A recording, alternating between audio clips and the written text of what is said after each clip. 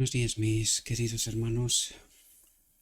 Le ruego a nuestro Dios que nos envíe su Espíritu, que nos capacite para poder entender su verdad, su realidad, su perspectiva. Hoy vamos a tratar la obra de cierre del servicio en el santuario celestial de Cristo, el final del tiempo de gracia, ¿verdad? Y vamos a tratar de entrar directamente en el tema sin perder más tiempo. En la parábola de Mateo 22, el juicio tiene lugar antes de las bodas y trata de explicarnos qué es lo que tiene que ocurrir en realidad en el juicio. Antes de las bodas, el rey entra para ver si todos los invitados están vestidos con el traje de bodas. El traje de bodas es el Espíritu Santo, es decir, en este proceso de formar un carácter, también estamos llenados del Espíritu de Cristo, ¿verdad? Por lo tanto, el manto inmaculado del carácter es un carácter formado, pero este carácter es formado a través de la presencia de Cristo en este templo, es decir, este templo ha de ser llenado. Recuerden que aquí en la boda del Cordero, el Padre tendrá que dar su aprobación de que este carácter es formado conforme con el carácter de Cristo, es, eh, es igual como el carácter de Cristo, ¿verdad? Porque está formado por Él mismo. Y vamos a ver, porque nos tratará de explicar estas cosas y comentaremos estas cuestiones, qué significa, cómo se forma este carácter en realidad, ¿verdad? Por lo tanto, cuando nos habla del carácter, habla de esta fe, este carácter, es verdad, esta verdad pura sin contaminar, pero al mismo tiempo de la misma presencia del Espíritu de Cristo, que es el propósito eterno de Dios, que Él habite en todo ser creado, ¿verdad? Y este es el propósito. En la boda, en realidad, Cristo se une con esta tierra, ¿verdad? Toma el dominio, por fin, como rey de esta tierra, y también se une en matrimonio con el hombre, teniendo en cuenta que Adán perdió la gloria de Dios, ¿verdad? Se separó de Dios en Edén. Pues en la boda del Cordero, Dios se une de nuevo con el hombre y el decreto divino es la confirmación, la aprobación de que aquellos que acuden a la boda del Cordero han sido preparados, son aptos para poder entrar en el reino de Dios. Por lo tanto, cuando nos habla del carácter, del manto, ¿verdad? El manto de gloria, y ese es el Espíritu de Dios que ha formado en nosotros este carácter semejante al de Cristo, ¿verdad? Por lo tanto, antes de la boda, el rey entra para ver si todos los invitados están vestidos con el traje de bodas, tienen el Espíritu, ¿verdad?, de Cristo, el manto inmaculado del carácter, lavado en la sangre del Cordero. Dice, todos los que, al ser examinados, tienen puesto el traje de bodas, están llenos del Espíritu Santo, ¿verdad? Son aceptados y considerados dignos de participar en el reino de Dios y de sentarse en su trono. Vuelvo a reiterar, estamos hablando de las dos cuestiones, un carácter formado por el Espíritu de Dios. Por lo tanto, son estas dos cuestiones que tenemos que tener claro. No podemos tener el Espíritu de Dios con mentira o en engaño. Con mentira y engaño, Adán se separó de Dios en Edén. Por lo tanto, este carácter ha de ser formado en base a la verdad sin contaminar. Vais a ver que esta es en realidad la obra del día de la expiación. Enseguida llegaremos a esto, pero creo que es importante, mucha gente no comprende esta realidad. ¿Qué significa este carácter? Significa la verdad pura sin contaminar, y esta verdad pura sin contaminar es la obra de Cristo, es decir, del Espíritu Santo en el día de la expiación. Todos los que al ser examinados tienen puesto el traje de boda son aceptados y considerados dignos de participar en el reino de Dios y de sentarse en su trono. Esta obra de examen del carácter, ¿veis? Esta obra de examen del carácter es el juicio investigador, la obra final en el santuario de arriba. La obra final, es decir, si nuestro carácter está formado por Cristo, por eso nos habla de un manto inmaculado y del carácter. Son dos cuestiones que son una al fin de cabo, ¿verdad? Es la obra de Cristo a través del Espíritu en nosotros que pone en nuestra mente verdades sin contaminar, en contrapuesta, ¿verdad? O la otra cara de la moneda, por decirlo de alguna manera, con Adán en Edén, donde aceptó el mentira y engaño y esto provocó la separación. Y es lo que la reflexión tratará de explicarnos, ¿verdad? Me cuesta encontrar las palabras correctas rápidamente para no perder el tiempo, ¿verdad? Para poder expresar lo que quiero expresar. Espero que me podáis entender. Cuando los casos de los que en todas las épocas han profesado a Cristo hayan sido examinados y decididos, entonces se cerrará la libertad condicional o el tiempo de gracia, como lo llamamos nosotros, ¿verdad? Pero es una libertad condicional en realidad, un tiempo de gracia para poder entender qué hemos hecho mal y quién es nuestro Dios, ¿verdad? Es decir, poder recuperar esta confianza que Adán perdió en Edén, esta confianza que tenía Adán en Edén, y al desconfiar de Dios, ¿verdad? Pues hemos caído y ahora necesitamos este tiempo de libertad condicional o este tiempo de gracia para poder entender de dónde hemos caído y el por qué. Y al mismo tiempo también conocer a nuestro Dios, unirnos a Él si así lo deseamos, ¿verdad? Cuando los casos de los que en todas las épocas han profesado a Cristo hayan sido examinados y decididos, entonces se cerrará la libertad condicional y se cerrará la puerta de la misericordia. Es decir, se terminará la obra del lugar santísimo. Así, en una breve frase, los que estaban preparados entraron con Él a las bodas y la puerta se cerró. Se termina el tiempo de gracia, ¿verdad? Dice, somos llevados hasta el momento en que se completará la gran obra de salvación del hombre. Y esto culmina con la boda del Cordero, ¿verdad? Después de esto es la venida visible, bueno, son las plagas aquí en la tierra y la venida visible de Cristo en la nube de los cielos. Dice, en el santuario terrenal, cuando el sumo sacerdote en el día de la expiación entraba en el lugar santísimo, atentos aquí porque esto es algo que nosotros no hemos comprendido, es un error cometido por el hombre a lo largo de toda su historia, no ha entendido esto y por esto el mensaje de la reflexión anterior, con todas sus consecuencias, lo repasaremos hoy al final, ¿verdad? Porque necesitamos entender ciertas cuestiones. Por lo tanto, cesaba el ministerio en el primer departamento, es decir, en el lugar santo. Así que cuando Cristo entró en el lugar santísimo para realizar la obra final de la expiación, cesó su ministerio en el primer departamento. Es decir, aquella obra quedó atrás, cerrada, una puerta cerrada, no hay nada que buscar ahí, ¿verdad? Sin embargo, recuerden, en la visión de los dos tronos, el enemigo ocupa el trono del lugar santo y él sí persigue con aquella obra de confusión y de engaño, ¿verdad? Entonces comenzó el ministerio en el segundo departamento, en el lugar santísimo, ¿verdad? Cristo había completado solo una parte de su obra como nuestro intercesor para entrar en otra porción de la obra, ¿verdad? En una segunda fase de la obra. Todavía alega su sangre ante el Padre en favor de los pecadores. Todavía tenemos sangre, todavía tenemos perdón, pero la obra del día de la expiación no es una obra de perdón, sino es una obra de restauración, ¿verdad? Esta es la obra importante del día de la expiación, de restauración. Si bien es cierto que se cerró la puerta de la esperanza y la misericordia por la que los hombres habían encontrado durante 1800 años el acceso a Dios, se abrió otra puerta, la puerta del lugar santísimo.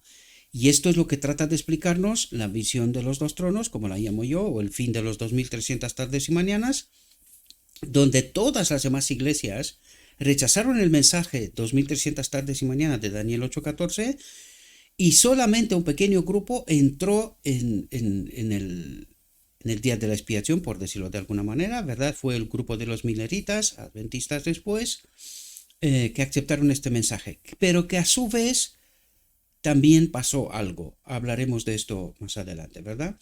El perdón de los pecados se ofrecía mediante la intercesión de Cristo en el Santísimo. Todavía había una puerta abierta al santuario celestial donde Cristo ministraba en favor del pecador. Ahora se veía la aplicación de aquellas palabras de Cristo en el Apocalipsis dirigida a este mismo tiempo. Esto dice que el que es santo y que es verdadero, el que tiene la llave de David, el que abre y nadie cierra, y cierra y nadie abre. He aquí que he puesto delante de ti una puerta abierta y nadie la puede cerrar, y es la puerta del lugar santísimo, ¿verdad? En donde todos estamos invitados a entrar, pero por desgracia veremos qué es lo que ha pasado en realidad y qué es lo que pasa en realidad. Pero él me dijo, aquí os he traído porque necesitamos entender qué es lo que tiene que pasar en el día de la expiación. Un aspecto que nosotros perdimos de vista. Yo os hablo una y otra vez de esto porque en realidad lo que tiene que ocurrir, lo que el hombre tiene que entender en el día de la expiación, es de dónde ha caído y el por qué, ¿verdad? En realidad, la verdad de Dios tiene que ser descontaminada de engaño y mentira. ¿Cómo cayó Adán? Con engaño y mentira. ¿Qué es lo que tiene que hacer en el día de la expiación Cristo? Purificar la verdad para que el hombre pueda entender cuál es la elección, qué es lo que tenía, qué esperaba Dios de Adán en Edén. Una elección, la correcta. Desgraciadamente hizo la mala elección, ¿verdad? Pues en el caso nuestro, en el día de la expiación, tenemos que hacer una elección correcta, ¿verdad? Por lo tanto, aquí en Daniel 8:17 dice, pero él me dijo, entiende, hijo de hombre, porque la visión es para el tiempo del fin. ¿Y qué es lo que tiene que pasar? ¿Qué es lo que le explica a Daniel? Lo que está por pasar, lo que le está explicando es la historia del mundo hasta 2300 tardes y mañanas. Y a partir de ahí no le dice nada. Dice, la visión es para el tiempo del fin. Es decir, en el tiempo del fin, una vez que entramos a partir de 1844 en el día de la expiación, Dios explicará cómo lo ha hecho el Espíritu Profecía. A través de la profeta viene a explicar 2300 tardes y mañanas. Y esto es lo que nosotros teníamos que entender. ¿Cómo la verdad ha de ser purificada? ¿Cuál es la solución de Dios? Dios se da a conocer, Cristo nuestra justicia, mensaje de 1888, y la consecuencia de 1888, porque es lo que trata de explicarnos. Nosotros le restamos importancia, pero tiene una importancia vital, crucial para el pueblo, para la Odisea, por decirlo de alguna manera, ¿verdad? Dice, los que por fe siguen a Jesús en la gran obra de la expiación, reciben los beneficios de su mediación. ¿Y cuáles son estos beneficios? La purificación de la verdad en realidad. Nosotros tenemos que entender la verdad. ¿Cómo se forma el carácter? En base a la verdad. Si es en base a la mentira, formamos un carácter como el espíritu del enemigo de Dios, ¿verdad? Pero si es en base a la verdad pura sin contaminar, formamos un carácter puro como el de Cristo, ¿verdad? Y esto es lo que Dios espera de nosotros, entendiendo la verdad, que hagamos una elección. En esta ocasión sí tenemos que elegir si queremos que el Espíritu de Dios, la ley de Dios, la presencia de Dios habite en este templo y que todo esté en conformidad con su carácter, ¿verdad? Los que por fe siguen a Jesús en la gran obra de la expiación reciben los beneficios de su mediación, mientras que los que rechazan la luz. Y ahora entendéis lo que tiene que pasar en el día de la expiación. Es justamente lo que le dice a Daniel, porque la visión es para el tiempo del fin. ¿Qué es lo que tiene que pasar en el tiempo del fin? Se les trae luz a este pueblo, a los que entran en el lugar santísimo, ¿verdad? Dice, mientras que los que rechazan la luz, ¿qué luz? La explicación que Daniel pedía, pero que no era para él, y todavía le quedaba lejos, 2300 tardes y mañanas, ¿verdad? Mientras que los que rechazan la luz, dice, no son beneficiados por ella. ¿Qué le pasó a la Odisea? Lo que quería decir sabemos, pero deberíamos de saber en realidad, porque hay muchos eventos de la historia de la Odisea que desconocemos. Justamente ayer veía yo el encuentro entre la Odisea y la Iglesia Católica para poder entrar en ecumenismo, el primer encuentro dentro del marco del ecumenismo en 1968, ¿verdad? Veo una reflexión, todavía no he terminado, estoy en ella apenas, vi media hora de 2 horas que tiene, ¿verdad? Dice, atentos lo que dice a partir de aquí, porque dice, mientras que los que rechazan la luz, este es un principio fundamental y viene a explicárnoslo, ¿verdad? Para poder entender la importancia que tiene este asunto. que no es cosa baladí. Mientras que los que rechazan la luz no son beneficiados por ella, los judíos que se negaron a creer en Cristo como Salvador no pudieron recibir el perdón por medio de él. Cuando Jesús en su ascensión entró en el santuario celestial para derramar sobre sus discípulos las bendiciones de su mediación, dice, los judíos quedaron en total oscuridad para continuar. ¿Qué hicieron? Sacrificios y ofrendas, y dice, inútiles, no sirven. Ya se habían sobrepasado del marco histórico el tiempo que Dios les había dado a los judíos para poder entender, y en realidad la venida de Cristo es el día de la expiación para los judíos. Y como rechazaron, pues fueron echados de la gracia, ¿verdad? Eso es lo que trata de explicarnos. Este principio que tan importante es. La puerta por la que los hombres habían encontrado antes el acceso a Dios, dice, ya no estaba abierta. Y estaban fuera del marco. En realidad estaban haciendo sacrificios y ofrendas inútiles. Cuidado con la Odisea. Hagan el paralelismo, ténganlo presente, nos lo explicará. Pero yo trato de advertiros porque necesitamos entender el principio. Porque nosotros tenemos otras sensaciones, igual que los judíos, sin tener en cuenta nuestra historia, sin comprender en realidad qué es lo que ha pasado y las consecuencias de lo que ha pasado, ¿verdad? Los judíos se habían negado a buscarlo de la única manera en que podía encontrarse entonces, a través del santuario del cielo. Porque a partir de los judíos, a partir de la negación de los judíos, Cristo empieza la obra para los gentiles a través del santuario celestial, ¿verdad? Y los judíos se negaron. Ellos hasta hoy todavía están en su mente reconstruir el templo, el santuario, ¿verdad? Por lo tanto, están en sacrificios y ofrendas inútiles. No sirven, para Dios no sirve. ¿Por qué? Porque han rechazado la luz, ¿verdad? Mientras que los que rechazan la luz no son beneficiados de ella, están fuera del marco, están perdidos en realidad, ¿verdad? Eso es lo que trata de explicar. Dice, los judíos incrédulos, y viene a nosotros ahora utilizando esta imagen, esta realidad, pero una metáfora, una parábola para nosotros también. Los judíos incrédulos ilustran a los descuidados e incrédulos entre los cristianos profesos. Dice que ignoran voluntariamente la obra de nuestro sumo sacerdote. ¿Qué es lo que trata de decir? Viene en la obra de los gentiles a partir de cuando empieza Cristo, su ascensión en el lugar santo, y su obra hasta 1844, ¿verdad? Y se refiere a estos cristianos que no han reconocido la obra de Cristo en el santuario celestial, ¿verdad? Y esto es lo que trata de decir. Los judíos incrédulos ilustran a los descuidados e incrédulos entre los cristianos profesos, que ignoran voluntariamente la obra de nuestro sumo sacerdote. Un santuario celestial, y ahí podemos entender 1844 de por qué se han quedado en esta ocasión los gentiles en la oscuridad y solamente un pequeño grupo entró en el día de la expiación, que hoy en día vienen siendo los adventistas, que también a ellos pues les ha pasado algo. Enseguida hablaremos sobre esto, ¿verdad? Dice, en el servicio típico, cuando el sumo sacerdote entraba en el lugar santísimo, todo Israel debía reunirse en torno al santuario y humillar sus almas ante Dios. Dice, para poder recibir el perdón de los pecados y no ser cortados de la congregación. Y esto implica, por eso nos habla del pueblo, estaba delante de la tienda, escuchando la obra del sumo sacerdote en el lugar santísimo, las campanas, ¿verdad? Le buscaban, estaban atentos a la obra de Cristo.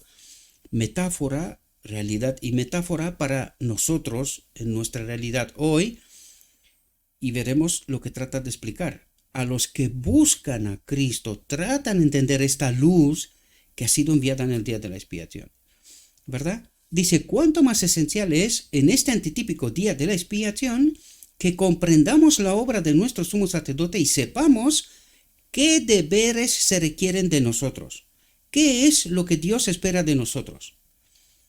Y esto, por desgracia, no lo entendimos.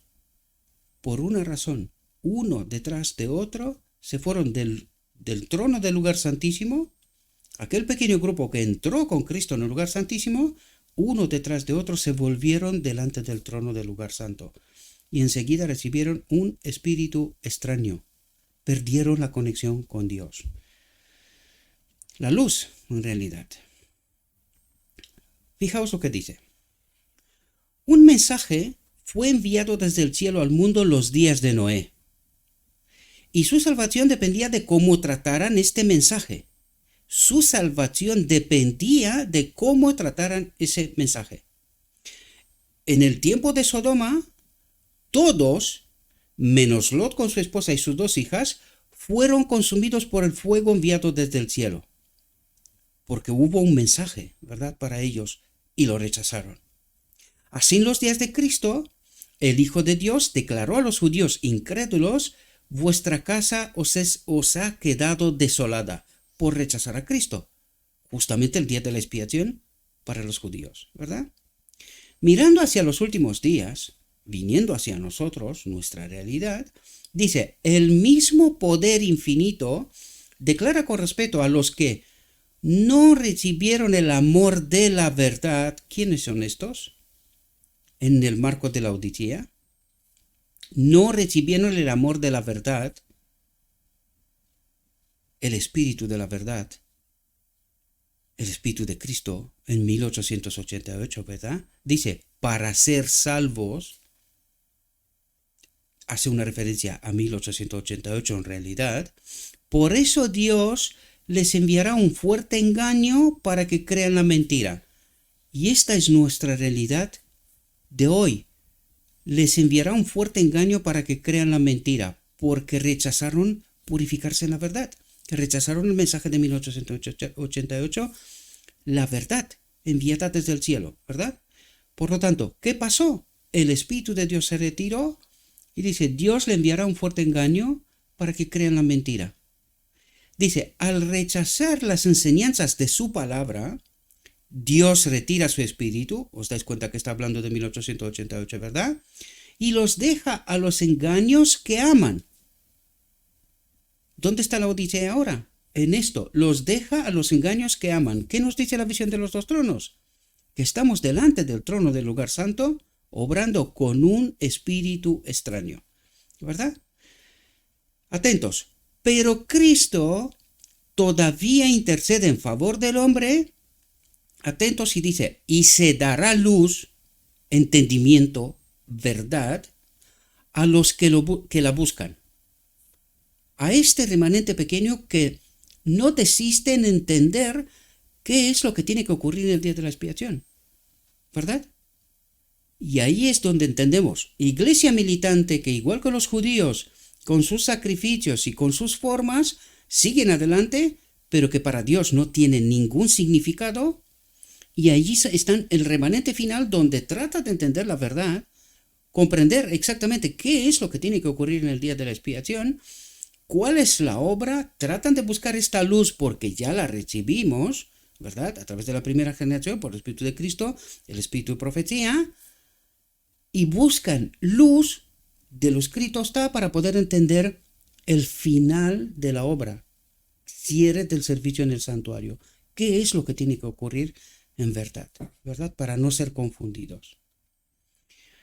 Y aquí dice, el paso del tiempo en 1844 fue seguido por una gran prueba para los que sostenían la fe adventista.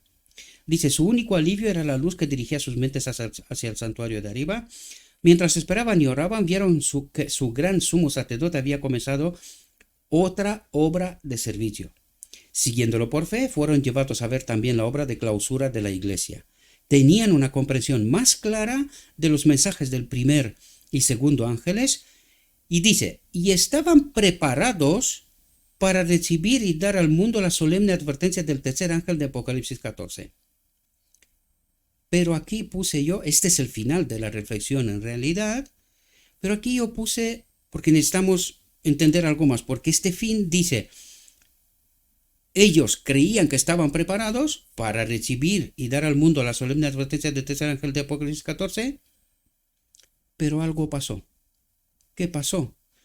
1888. el rechazo de la luz. Nos quedamos sin el Espíritu de Cristo. ¿Y qué pasó? Veamos qué es lo que pasó. Atentos. Así se proclamará el mensaje del tercer ángel. ¿De qué nos habla? De lo que estaban esperando, la primera generación, ¿verdad? Así se proclamará el mensaje del tercer ángel, porque es el mensaje del día de la expiación en realidad, ¿verdad? Dice, cuando llegue el momento de darlo con mayor poder, el Señor obrará por medio de humildes instrumentos. Esto es muy importante porque hoy vamos a tratar, estos textos los vimos en la última reflexión y hoy vamos a ampliar un poco más la información, ¿verdad? Aunque dejé señales, por decirlo de alguna manera, la reflexión anterior, pero seguramente que mucha gente no comprende toda la profundidad de este mensaje. Y lo digo porque hablé con alguien cercano a mí y aún se le escapaban cosas, ¿verdad? Por eso he decidido ampliar un poco más esta información. Dice, el Señor obrará por medio de humildes instrumentos. Ya dijimos la reflexión anterior, ¿por qué necesita Dios levantar humildes instrumentos cuando ya tiene la Odisea, tiene su sistema, ¿no? Tiene su clero, ¿verdad? Dice, guiando las mentes de los que se consagren a su servicio. Los obreros serán calificados más bien por la unción de su espíritu, es la obra del cuarto ángel a través del remanente final, ¿verdad? Que por la formación de las instituciones educativas, literarias, en fin. Los hombres de fe y oración se verán obligados a salir. Atentos, esta es la obra del cuarto ángel del Apocalipsis, ¿verdad? Que ha de iluminar la tierra con su gloria. Por lo tanto, ¿qué nos dice aquí? Necesitamos profundizar en todo esto porque necesitamos entender de quién es esta obra. Dice, los hombres de fe y oración se verán obligados a salir con santo celo, declarando las palabras que Dios les da. Esto es sumamente importante, queridos. Este es el remanente final. Los que salen con santo celo para proclamar la verdad, la que les da Dios. Yo diría, cuidado a los que están bien tranquilicos, creyendo saber la verdad, pero no hacen nada más. Cuidado, porque esta no es la obra del Espíritu Santo. Hemos de servir, hemos de cumplir, hemos de dar un mensaje al mundo. Calladitos es imposible. No para eso fuimos llamados. Y sobre todo para el cierre de la obra del santuario, de ningún modo podemos estar callados. Por lo tanto, dice, se verán obligados a salir con santo celo, declarando las palabras que Dios les da. ¿Verdad? Los pecados de Babilonia serán puestos al descubierto. Cuidado que estamos hablando de la Odisea. Lo vuelvo a recalcar, yo sé que mucha gente duda, este es su problema, no es mi problema. Yo he dicho, soy como un poste de advertencia. Aquí tenemos la verdad, está exactamente como en original. Os he traído el texto del inglés. ¿Por qué? Porque en español hay una mala traducción y deja entreverse otra cosa y no lo que quiere decir el original. Alguien le ha metido mano al texto.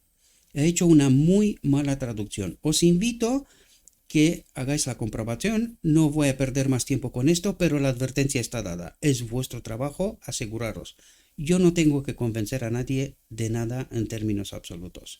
Solo trato de advertir y nada más. Cada uno es libre en su conciencia de elegir y buscar a Cristo. Buscar la luz, tratar de entender, ¿verdad? Pero la advertencia está dada. En español, la traducción es malísima.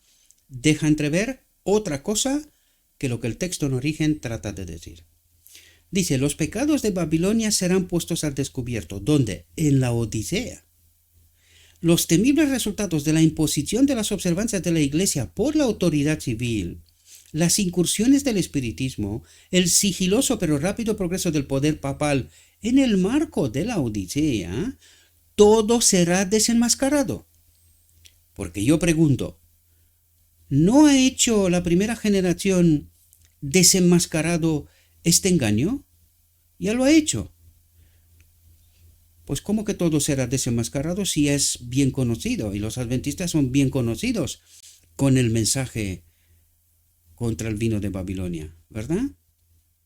Entonces, ¿cómo que al final del tiempo todo será desenmascarado? Eso es lo que necesita entender la Odisea, porque ha sido engañada. Ha sido engañada, ha sido confundida. Esta es la obra del enemigo. Por eso, en la visión de los dos tronos nos dice que el pueblo, en lugar de estar delante del trono del lugar santísimo, está delante del trono del lugar santo, ¿verdad? Y por eso Dios necesita levantar humildes instrumentos, porque la Odisea también ha caído, ¿verdad? Dice, miles y miles de personas escucharán que nunca han oído palabras como estas. ¿Y cómo que nunca? ¿Cómo que esto es una novedad? Sí, para la Odisea sí, porque a la Odisea se le ha dicho una y otra vez que ella no es Babilonia, y no es la que promueve la falsa doctrina. Pero, tal como veremos, sus maestros han obrado de tal manera para que esta doctrina sea adoptada en el marco de la Odisea, convirtiéndose, tal como el libro del Apocalipsis habla, de Babilonia y sus hijas. Y allí nosotros entendemos que son sus hijas, ¿pero por qué? Porque han bebido del vino de Babilonia, ¿verdad? Y si la Odisea bebe del mismo vino, ¿en qué se convierte? Una más, ¿no? Por eso nos dice, los pecados de Babilonia serán puestos al descubierto. ¿Dónde? En la Odisea. Miles y miles de personas escucharán que nunca han oído palabras como estas. Con asombro oirán el testimonio de que Babilonia es la iglesia. Justo al final del tiempo, en la obra de cierre. Al final, este texto tiene como título La última advertencia. ¿A quién? En este caso a la Odisea, queridos. A la Odisea, porque también ha caído. Y el mensaje de última advertencia es para este remanente, para esta gente que busca la verdad, que tratan de purificarse en la verdad, ¿verdad? Con asombro oirán el testimonio de que Babilonia es la iglesia.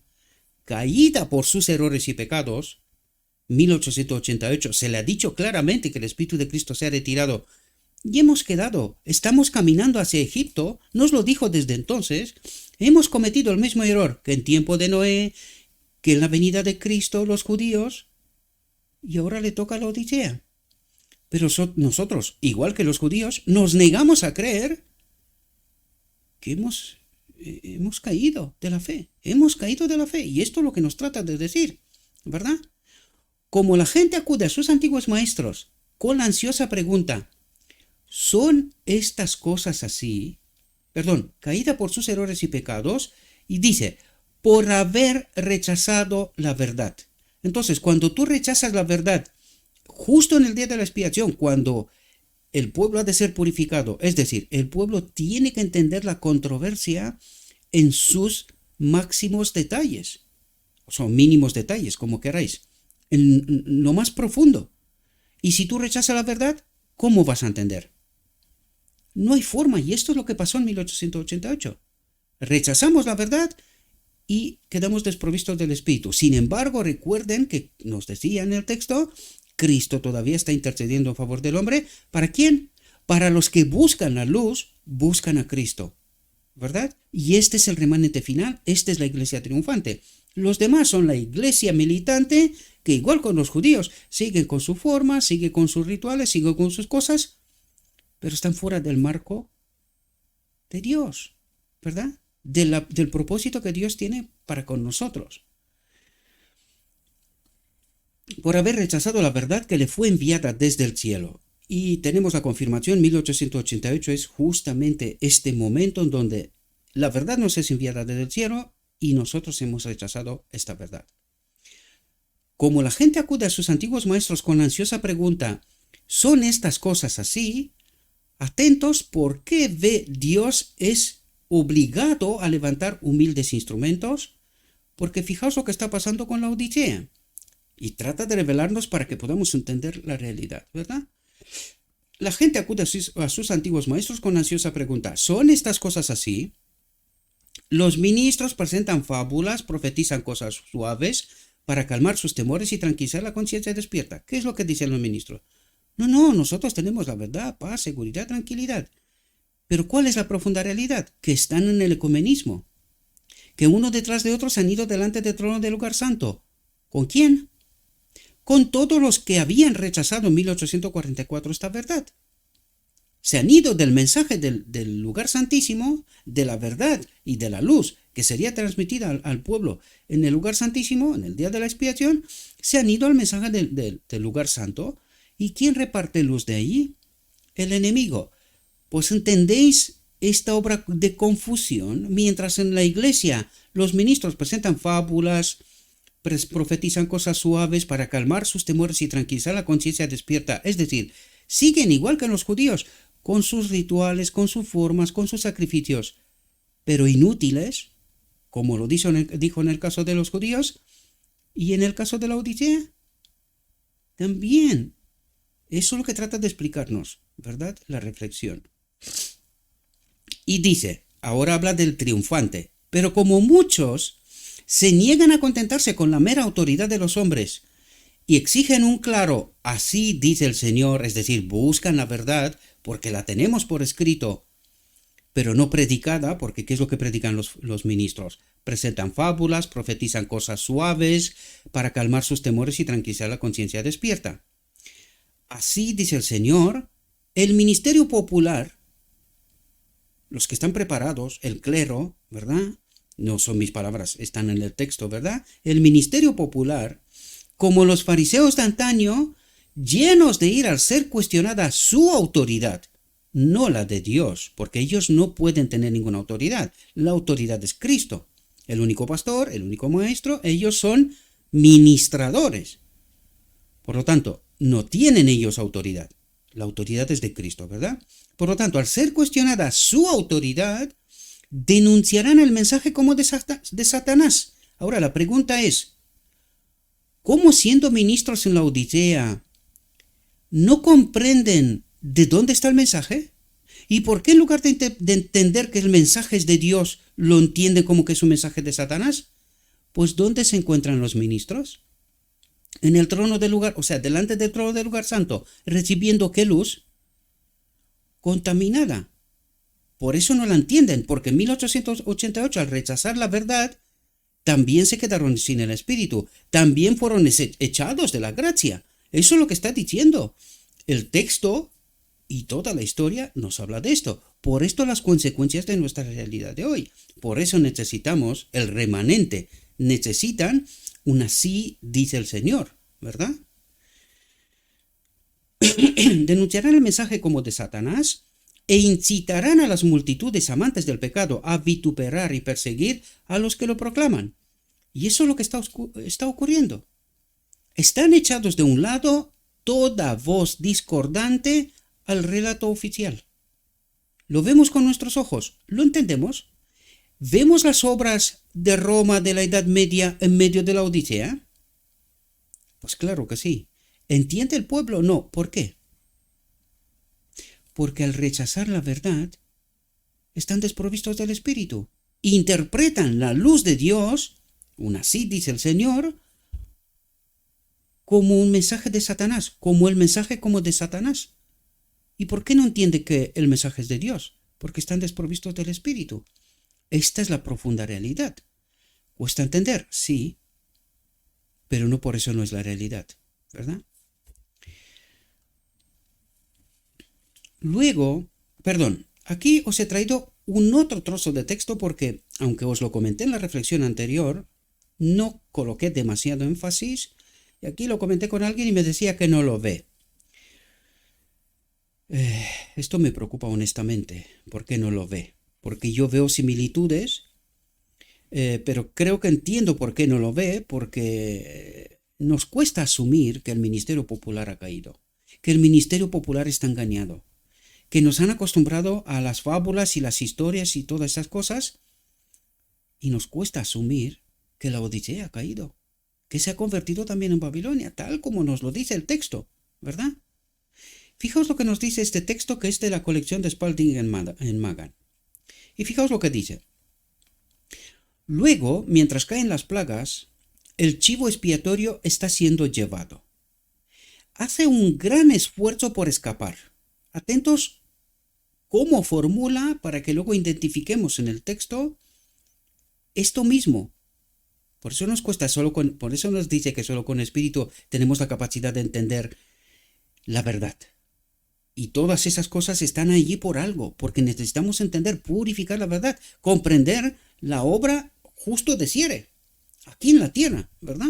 Previa a la boda del Cordero o justamente en el momento de la boda del Cordero, que nosotros no sabemos exactamente cuándo va a ocurrir, es una obra que ocurre en el cielo, no somos presencial, no tenemos una presencia literal, sino que estamos aquí en la tierra, y aquí en la tierra ocurren estas cosas.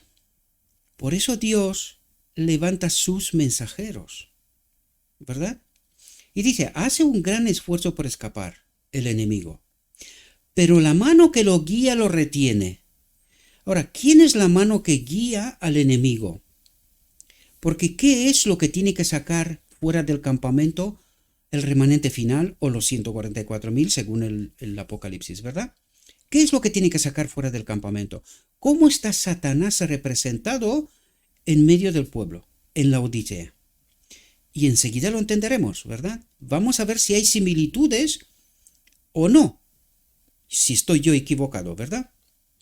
Dice, Satanás hace un gran esfuerzo por escapar, pero la mano que lo guía lo retiene. ¿Quién es esta mano que lo guía? Recuerden, es el cuarto ángel, el que levanta los humildes instrumentos, les obliga que lleve el mensaje que también les da Dios. Por lo tanto, ¿quién es esta mano que retiene al macho cabrío, este hombre especial preparado, que son los 144.000 en realidad, el remanente final, que retiene al enemigo que no se escape? Porque si se escapa, fijaos lo que dice, si él efectuaría su escape, Israel perdería la vida. Si el enemigo se escaparía cuando es llevado fuera, no se salva nadie. Aquí Israel moriría. O sea, no hay nadie salvo por los engaños. Ahora entenderemos enseguida, ¿verdad? Porque por eso este texto a mí me chilló en la mente, este texto cuando leí lo que viene a continuación, que es el párrafo seguido al que leímos antes, ¿verdad? Y dice, vi que tomaría tiempo llevar al chivo expiatorio a la tierra del olvido. Es decir, llevaría tiempo para que estas verdades contaminadas se estén sacadas fuera del marco de la Odisea, ¿verdad? Después de que los pecados fueran puestos sobre su cabeza. Bien, ahora volvemos al párrafo que sigue al anterior, ¿verdad? Vamos a ver si hay similitudes en este texto del Spalding Maga, esta colección, que es Espíritu Profecía, ¿verdad? Son citas del Espíritu Profecía, y con lo que viene a continuación. Fijaos lo que dice. A medida que la controversia se extiende a nuevos campos y las mentes de la gente son llamadas a la ley de Dios, atentos, Satanás se agita. ¿Qué nos decía antes? Hace un gran esfuerzo por escapar. Satanás se agita.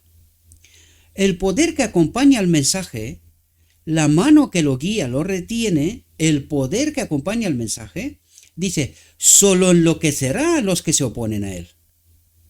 Espero que podáis ver las similitudes que yo las veo y espero que vosotros podáis verlas. Estudien, no tenéis que creerme, yo simplemente soy un poste de advertencia, ¿verdad?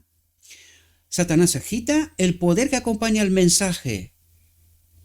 ¿Qué hay en medio de la Odisea? ¿Qué tiene que hacer los 144.000? Purificar la verdad. ¿Cómo? Porque el cuarto ángel viene a dar luz, mensaje, ¿verdad? A la última generación. Y esta es la santificación, la purificación en la verdad para que podamos tomar una decisión. ¿Queremos que el Espíritu de Dios, la ley de Dios, viva, o sea, habite en este templo? ¿O no? Esta era la elección que tenía que hacer Adán en Edén también, ¿verdad?